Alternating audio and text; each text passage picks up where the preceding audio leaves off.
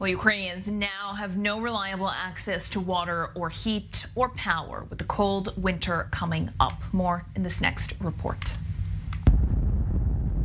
Week 4 of Ukraine's new struggle against the cold and the dark.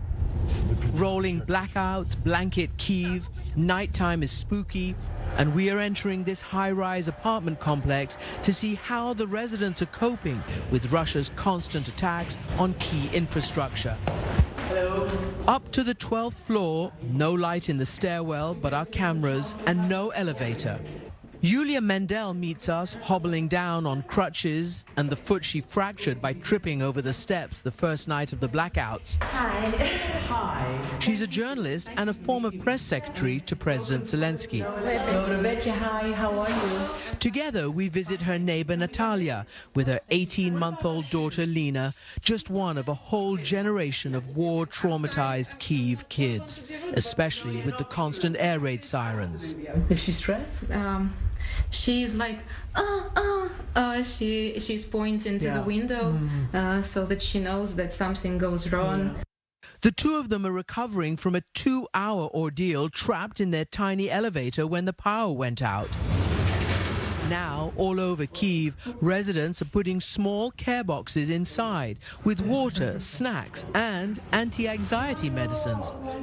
By the time we sat down to talk, the power popped back on again after 9 hours on this day. Do you feel demoralized? Do you feel like, okay, all right, enough already, it's time to surrender and negotiate? No way.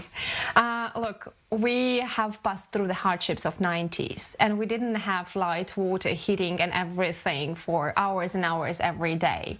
And that then was desperate because we knew it was about poverty. Now it's about war, and we know that we must win. Winning this phase of the war comes with weapons like these to charge phones and any other emergency equipment. It's the most important thing here to have in Ukraine. It's a power bank. Without it, you don't have any connection, and it's the most important now to know that your relatives are okay. They tell us generators are almost all sold out and super expensive now. As well as candles, torches and headlamps, Natalia has improvised light from a water bottle and her iPhone. Downtown, it's dire for businesses too. Every beauty salon operates on hair dryers for that blowout and of course water to wash out the shampoo and the dye. Olena is taking her chances today. After we finish dyeing it, I might have to go home to dry it, but it's fine. Just one floor here has power and the others are dark. Before the war, Hair House had 150 clients a day. Now it's more like 50, and the salon has lost 60% of its revenue. But as Dmitry, the commercial manager, tells me, they keep calm and carry on. We believe that we should work even without light, even without electricity. We should help our army, we should help our people, and we will do our job to the end. And we believe that sooner or later the light will come.